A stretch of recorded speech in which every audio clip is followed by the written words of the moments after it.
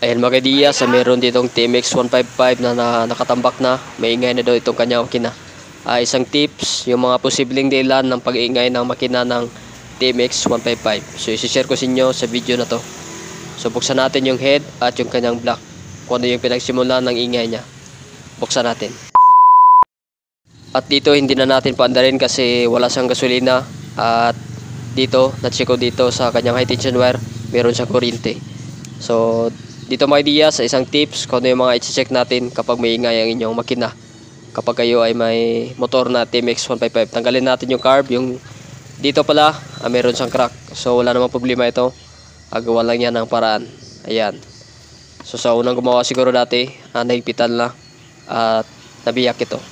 So buksan na natin yung head at yung kanyang block. I-check natin yung mga sanhi ng ingay dito sa kanyang makina. So ayan, tanggalin natin yung tangke. So buksan na natin ito. Ayan ang nabuksan natin ito kanyang head. Maraming carbon. So okay pa naman yung kanyang valvula. Iga-grind lang natin yan. At dito mga ideas, nakita ko sa kanyang cylinder block, kanyang cylinder walls, merong parang hukay. So siguro dati nabiyakan ito ng piston o nagbanggaan ito kanyang piston at yung kanyang valvula. So dito mga ideas, ayan, marami na rin carbon yung kanyang piston. Siguro mga ideas ay paribor namin ito para matanggal yung meron kasi isang hukay sa kanyang cylinder block. So tanggalin natin ito. Ayan, kung makikita natin dito mga ideas sa kanyang piston.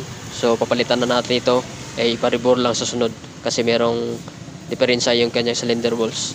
Dito mga ideas sa kanyang cam follower. So okay yung dito sa kabila. Ayan, umiikot naman yung kanyang dito sa bearing niya. At dito, hindi na siya umiikot. Ayan. So roller type itong kanyang cam follower. So ito yung mga i-check natin kapag may ingay ang inyong makina. So isa rin sa dahilan kapag may ingay itong sa kanyang cam follower. At next natin i-check dito sa kanyang cam lobe. So ito meron ng kinainan ng yung sa kanyang cam follower. At dito may ingay yung kanyang sa timing gear. At ayan, sobrang lalim na yung kanyang cam lobe. At itong kanyang timing gear, ito yung mga sanere na pag-ingay ng inyong motor. Ayan, meron sa mga kanal. So sigurado ito mga ideas, yung kapares nito sa ilalim, yung maliit na timing gear, sigurado may kinainan na. Ayan, may ingay siya. So ganito mag-check kung may ingay na siya. Ayan. Kapag ganyan mga ideas, yung tunog niya, papalitan nyo na. So buksan natin dito at tanggalin natin yung sa bandang ilalim niya. So yung sa kanyang connecting rod, i-check nyo din. So goods yung kanyang connecting rod. So dito na yung may problema, yung sa assembly niya, sa cam lobe at timing gear.